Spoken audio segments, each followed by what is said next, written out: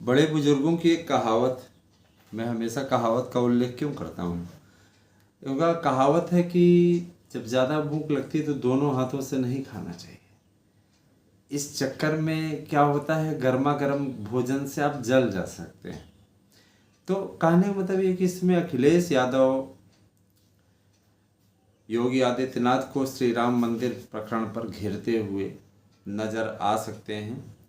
श्री राम भक्तों से अपील भी की जा रही है कि ये हो जाए वो हो जाए, लेकिन जिस तरीके से परत दर परत खुलासा होता चला जा रहा है उससे अखिलेश यादव स्वयं सवालों के घेरे में आ गए हैं। टुन्नू यादव लगातार जिस तरीके से इन सब मामलों में शामिल रहा और उसने जिस तरीके से अपने गैंग के साथ मिलकर के धन चोरी चढ़ावा चोरी करने का कार्य किया है ना। ट्रस्टी जो अनिल मिश्रा थे उनके लापरवाही के चलते इस प्रकार का मैटर हुआ, उससे कहीं न कहीं है ना अयोध्या में श्री रामलला की जन्मभूमि में चोरी हुई, इसमें कोई दो राय नहीं। लेकिन अब इसका खुलासा एसटीएफ लगातार करता ही जा रही है। किस तरीके से लखनऊ में बैठे, दिल्ली में बैठे एक बड़े नेता से, एक बड़े विपक्षी नेता से टुन्नू यादव ने लगातार 41 से 42 बार संपर्क किया, बातचीत की और किस तरीके से इस पूरे घटनाक्रम को अंजाम दिया गया। कहीं न कहीं छीछा लेदर हो रही है अपोजिशन की। विपक्ष इनको घेरने के लिए इस तरीके से निकला जैसे इनसे बड़ा राम भक्त कोई हो ही नहीं, जबकि विपक्ष वही विपक्ष है जो श्री राम मंदिर के लिए लोगों के पास निर्माण के बाद में उद्घाटन में शामिल होने के लिए आमंत्रण दिया गया था तो इन लोगों ने नकार दिया था।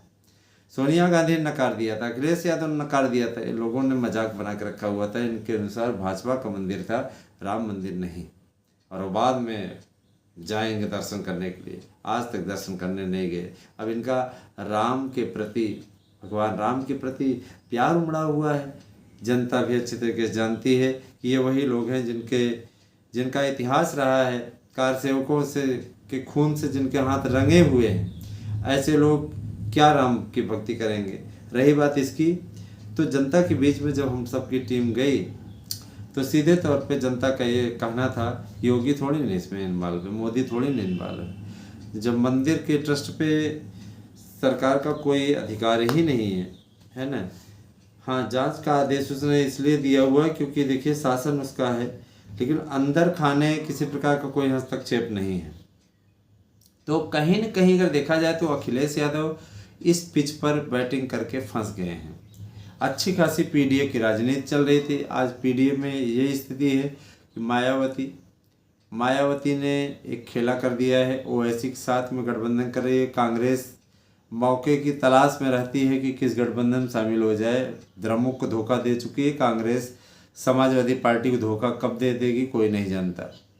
तो सीधी सी बात है, वहाँ तेजस्वी यादव को भी झटका देने की तैयारी में कांग्रेस को लगता है कि इस समय उसका दिन अच्छा चल रहा है और वो अच्छा कर सकती है। कांग्रेस जनता पार्टी जैसे जो संगठन है जो सिर्फ और सिर्फ सरकार को बदनाम करने के उद्देश्य से आगे जा रहे हैं, आगे बढ़ने की कोशिश कर रहे हैं, बहुत से लोग अनशन पे बैठे हुए हैं, उससे देखा जाए तो जनता ये कह रही है कि ये तिलचट्टे क्या देश को बदलेंगे। सबसे बड़ी चीज़ ये है कि बड़ी आलोचना कर रहे हैं।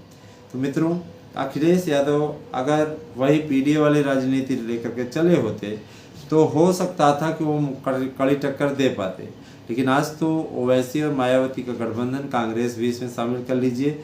ऐसी स्थिति में आएगी कि तीसरे नंबर पर खिसकने की ओर भी बढ़ सकते हैं अखिलेश यादव उन मुद्दों को धार नहीं बना पाए जिन मुद्दों को उन्हें धार बनाना चाहिए था इन 9.5 वर्षों के कार्यकाल में योगी जी के। अब स्थिति ये बनी हुई है कि कहीं के नहीं रहने वाले हैं और अपने इनके जो बयानवीर राम गोपाल चाचा हैं, इनका बयान आजकल बड़ा वायरल हो रहा है। आप देख ही रहे हैं, वायरल में कहते हुए दिख रहे हैं कि गुंबद पे चढ़ तो गए लेकिन उतर नहीं सके, हमारे भाई ने इनको मरवा दिया। मतलब सीधे तौर पे अपने आप को इन्वॉल्व कर रहे हैं इन केसों में कि हाँ हमने मरवा दिया। और याद रखिएगा कि ऐसे लोग सनातन की क्या रक्षा करेंगे। सनातन वाले साफ तौर पर कह रहे हैं कि जिन लोगों की भाषा इस तरीके से रही हो, जिनके समय में धर्म विशेष को स्पेशल बढ़ावा दिया गया हो, है ना, और साथ साथ इनके ऊपर जातिवाद का भी आरोप लगता है। लगातार जातिवाद का आरोप लग रहा है, कोई एक बात नहीं है, लगातार इनके ऊपर जातिवाद का आरोप लग रहा है। कहा जा रहा है कि ये क्या सुरक्षा देंगे, इनके समय में तो कानून व्यवस्था विध्वस्त थी। 10 बजे के बाद कोई बाहर नहीं निकल सकता था, अलानिया जब चाहते तो गुंडे छीन लेते थे। समझ रहे हैं ना। तो हर कोई चाहता है कि इसमें इस प्रकार की स्थिति नहीं आए जिससे कोई दिक्कत हो। और आप क्या सोचते हैं इस पर कमेंट करके बस बताइएगा। तो अखिलेश यादव एक तरीके से कह सकते हैं, पहले अच्छी पिच पे बैटिंग की, उसके बाद आते आते, जैसे कोई बहुत से ऐसे अभ्यर्थियों को मैं देखता हूँ कि वो साल में खूब पढ़ते रहते हैं, एग्जामों के समय में एकदम बंद कर देते हैं, एग्जाम के समय बंद कर दिए, सारा काम गड़बड़। उसी प्रकार से अखिलेश यादव के साथ भी हुआ है। उधर बैटिंग करते आ रहे थे, पीडीए का गुलदस्ता बनाया था, धीरे धीरे वो सॉफ्ट हिंदुत्व के पिच पे आए, फिर फुल हिंदुत्व के पिच पे आए। योगी जी ने इनको घेर लिया और ये कहा कि आप मथुरा पे बोल के दिखाइए। जाहिर सी बात है कि यहाँ पे ऐसे व्यक्ति के ऊपर चरित्र पे दाग लगाने की कोशिश इन्होंने की है, जिसके जो कि क्या कहते हैं इन सब कार्यों में सम्मिलित नहीं है। योगी जी को घेरने के चक्कर में अपने लिए संभावित मजबूती को गंवा बैठे अखिलेश। और मायावती जिस तरीके का खेला कर रही हैं, समीकरण जोड़ रही हैं ओवैसी के साथ में, कांग्रेस तो कई बार इच्छा जता चुकी है कि बसपा हमसे गठबंधन करे। ठीक है, तो इस गठबंधन में शामिल हो जाने के पश्चात अखिलेश यादव के लिए दूसरे नंबर की पोजीशन में बचा पाना दिक्कत होगी।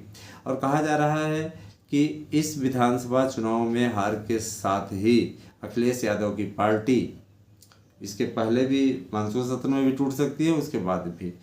और ममता बनर्जी जैसा हाल होगा इस पार्टी का, इस पर पता नहीं चलेगा। देख रहे हैं वहाँ नेताओं का अभाव हो गया है, जो मज़ा लेते थे कि भारतीय जनता पार्टी के पास में यहाँ विधायक पद के लिए प्रत्याशी नहीं है।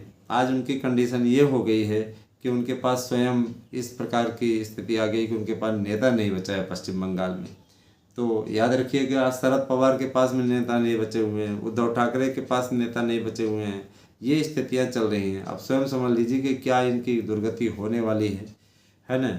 जिस तरीके का इन लोगों ने एक तरीके से श्री राम मंदिर पर राजनीति खेलने की कोशिश की है, वो अब इन लोगों को भारी पड़ता हुआ दिखाई दे रहा है। आप क्या सोचते हैं कमेंट करके अवश्य बताइएगा। अवश्य दोस्तों, हम उम्मीद करता हूँ कि ये वीडियो आपको पसंद आई होगी, तो चैनल को एक लाइक, सब्सक्राइब और वीडियो को शेयर करने का कार्य करें। धन्यवाद।